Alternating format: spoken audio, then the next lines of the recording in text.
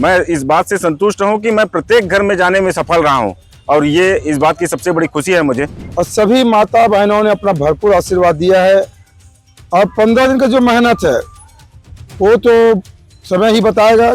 गरियाबंद को सपनों का शहर बनाने के लिए मेरा एक ही मंत्र होगा, विकास, विकास और चहुमुखी विकास। कि गरियाबंद एक स्वस्थ, स्वच्छ और सुंदर बने। जो आप सभी की सेवा करते हैं, एक बार नगर की भी सेवा करें। आज नगरीय निकाय के चुनाव में गरियाबंद नगर पालिका का चुनाव प्रारंभ है, मतदान डल रहे हैं और ऐसी स्थिति में हमारे साथ में गरियाबंद नगर पालिका के कांग्रेस के प्रत्याशी गेंदलाल सिन्हा हमारे दाएं ओर हैं, तो भारतीय जनता पार्टी के रिखीराम यादव हमारे बाएं ओर हैं। आज संयोग से दोनों की मुलाकात हुई है। आज हम दोनों से बात करते हैं कि क्या संभावनाएं नजर आ रही है। उन्होंने बीते 15 दिनों में काफी मेहनत किया है और उस मेहनत का परिणाम आप किस रूप में आज देखते हैं। कौन यहाँ पर अपना इस गरियाबंद नगर पालिका के तख्त पर विराजमान होंगे, इसको लेकर के हम चर्चा करते हैं। पहले हम कांग्रेस से चर्चा करते हैं, फिर में हम रिखी यादव से चर्चा करेंगे। क्या स्थितियां हैं, 15 दिनों में आपने क्या किया और आज क्या परिणाम नजर आ रहा है? हमने 15 दिन में जनता से अपना आशीर्वाद लिया, नगर से आशीर्वाद लिया और सभी माता बहनों ने अपना भरपूर आशीर्वाद दिया है। और 15 दिन का जो मेहनत है वो तो समय ही बताएगा कि जनता ने क्या आशीर्वाद दिया, माता बहनों ने आशीर्वाद दिया। मैं नगर के सेवा के लिए उतरा हूँ, तो मैं चाहूँगा कि मुझे नगर पालिका में मुझे अपना आशीर्वाद पूर्ण बहुमत दे। हम लौट करके आपके बताएं। देखिए जी, आपका क्या कहना है, इन 15 दिनों में आपने क्या मेहनत किया और क्या आज आपका मतदान के दिन क्या नजर आ रहा है? मैं सबसे पहले तो ये निवेदन करना चाहूँगा कि भारतीय जनता पार्टी ने मुझ पर जो विश्वास किया और उस विश्वास में खरा उतरने के लिए मैं गरियाबंद के जितने भी मतदाता है, मेरा सबसे पहला ड्यूटी था सबके दरवाजे में जाकर उनका प्रणाम करना। मैं सबके दरवाजे में पहुंचा।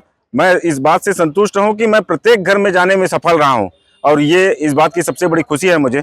और मैं आशीर्वाद लेने में रहा हूँ और जो भारतीय जनता पार्टी ने मुझे विश्वास किया था कि ये आदमी है, कुछ कर सकता है, तो उनका परिणाम आज मतदान चालू होने के बाद देख रहा हूँ। आज पूरा जन सैलाब है, भारतीय जनता पार्टी के पक्ष में उमड़ रहा है और अध्यक्ष सहित पूरे हमारे 15 के 15 पार्षद जीत के आ रहे हैं। मैं इस बात के लिए मैं 100% आश्वस्त हूँ, विश्वस्त हूँ कहना चाहिए कि जनता है भारतीय जनता पार्टी के पक्ष में। आज माहौल है और सब के सब माननीय मोदी जी के, माननीय विष्णुदेव साय जी के जो सुशासन है उस पर विश्वास करते हुए गरियाबंद के मुझे रिखीराम यादव और सभी 15 पार्षद को कमल के निशान में विजय श्री दे रहे हैं। मैं सभी मतदाताओं का अभी और आएगा, अभी समय है, लेकिन अभी तक के जो रुझान देख रहा हूं उसमें हम 15 के 15 पार्षद और नगर पालिका अध्यक्ष जीत रहे हैं।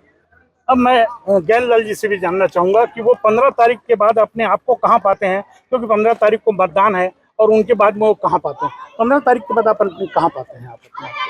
मैं जनता के बीच में ही पाऊंगा। मैं जनता ने जो अपना आशीर्वाद दिया, जो दे रहे हैं, प्रसन्न होकर दे रहे हैं और कह रहे हैं बस बेटा आज आप ही हो, हमारा आशीर्वाद आपके पास है। और मैं गरियाबंद को बहुत बहुत धन्यवाद करता हूं। मुझे पहली बार ये मौका मिला है, सेवा का मौका। इस सेवा को मैं भरपूर सहयोग, सुंदर, अच्छा से प्रयास करूंगा कि गरियाबंद एक स्वस्थ, स्वच्छ और सुंदर बने।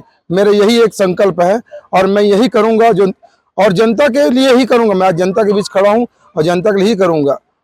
हमारी सरकार ने मुझे सौंपा है जो दायित्व, उसे मैं पूर्ण रूप से करूंगा और बहुमत लाऊंगा उसमें। हम यही सवाल रिखी जी से करते हैं, उनकी क्या सोच है? 15 तारीख को वे अपने आप को कहाँ पाते हैं? 15 तारीख के भारतीय जनता पार्टी के पक्ष में निश्चित विजय होगी, कहीं कोई संशय की बात नहीं है। और उस विजय के पश्चात मैं ये आश्वस्त करूंगा सभी नगर के मतदाताओं को कि मेरा काफी लंबा समय से अनुभव रहा है, काफी लंबा समय से ग्राम पंचायत कार्यकाल से अपन संघर्ष करते करते आ रहे हैं। यहाँ बहुत लोग हैं, यहाँ गरियाबंद के विकास के लिए संघर्ष किए। अभी भी कुछ लोगों का या बहुत सारे लोगों को ऐसा है कि हम जो चाहते थे गरियाबंद, वो कुछ कहीं ना कहीं कुछ ना कुछ कमी है। मैं ये 15 तारीख के बाद एक ही लक्ष्य लेकर चलूंगा और मैं पहले भी बोला था, अब भी बोलता हूँ, गरियाबंद को सपनों का शहर बनाने के लिए मेरा एक ही मंत्र होगा, विकास, विकास और चहुमुखी विकास, और सिर्फ विकास ही होगा। ये आपने देखा कि जहां तक विकास और 15 तारीख के पहले और 15 तारीख के बाद, आइए कुछ अन्य पहलुओं पर भी बात करें। इन 15 दिनों के चुनाव में आपने जो मतदान के जो प्रक्रियाओं के बीच में आपको ऐसा कहाँ कांग्रेस से लगा कि कांग्रेस से कुछ दिक्कत आ रही है?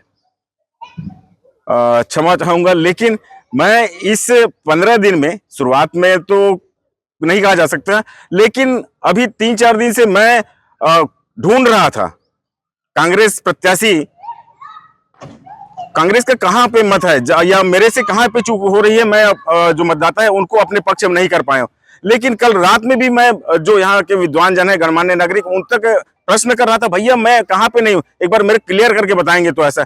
ठीक है, सबके सब बोल रहे हो आपके पक्ष में, भारतीय जनता पार्टी के पक्ष में माहौल है, लेकिन भैया ये सब सुन लिया हूँ, मैं ये चाहता हूँ कि मैं कहाँ पे नहीं हूँ, मैं खोजना चाहता हूँ।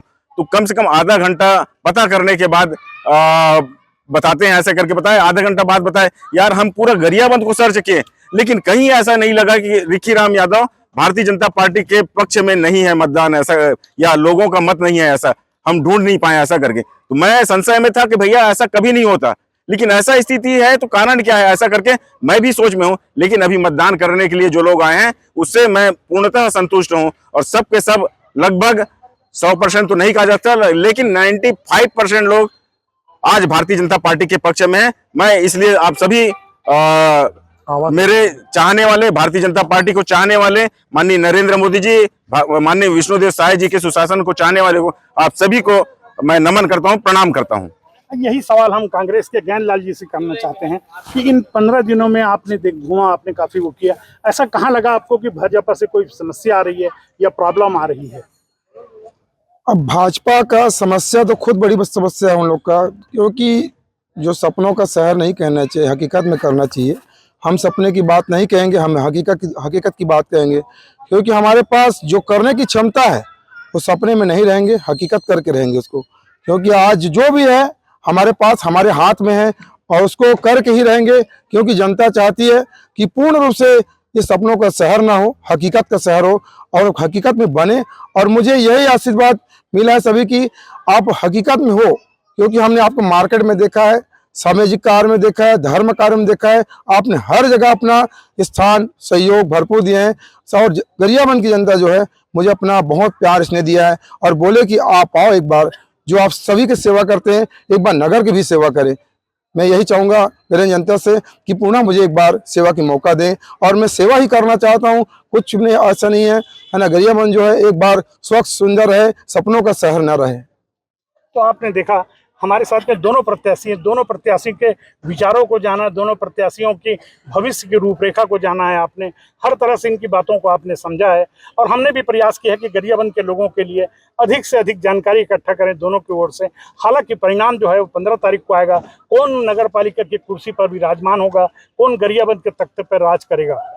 फारूक मेमन, IBC 24, गरियाबंद।